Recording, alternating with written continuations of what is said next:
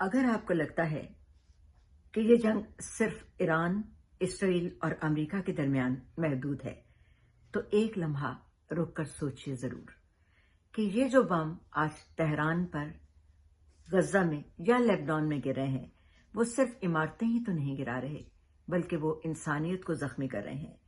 اور ایسے وقت میں ایک پرانی نظم ہے، بڑا نام ہے ساحر لدھیانوی کا، اور نظم انہوں نے لکھی تھی، خون اپنا ہو یا پرایا ہو، نسل آدم کا خون ہے آخر۔ یہ نظم مجھے بہت یاد آئی تو میں نے سوچا کیوں نہ آج یہ نظم آپ کو سناؤں۔ تو کچھ مصرے تو مجھے اس کے زبانی یاد ہیں لیکن ساری نظم نہیں، تو چلیے آپ کو کچھ پڑھ کر سناتے ہیں۔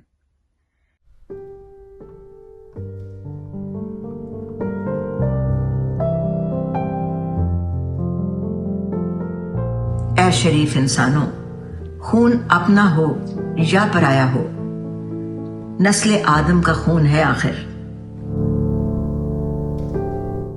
جنگ مشرق میں ہو یا مغرب میں، امن عالم کا خون ہے آخر۔ بم گھروں پر گریں کہ سرحد پر، روح تعمیر زخم کھاتی ہے۔ کھیت اپنے جلیں کہ اوروں کے، زیست فاقوں سے تلملاتی ہے۔ ٹینک آگے بڑھیں کہ پیچھے ہٹیں، کوکھ دھرتی کی بانجھ ہوتی ہے۔ فتح کا جشن ہو کہ ہار کا سوگ، زندگی میتوں پر روتی ہے۔ جنگ تو خود ہی ایک مسئلہ ہے، جنگ کیا مسئلوں کا حل دے گی؟ آگ اور خون آج بخشے گی، بھوک اور احتیاج کل دے گی۔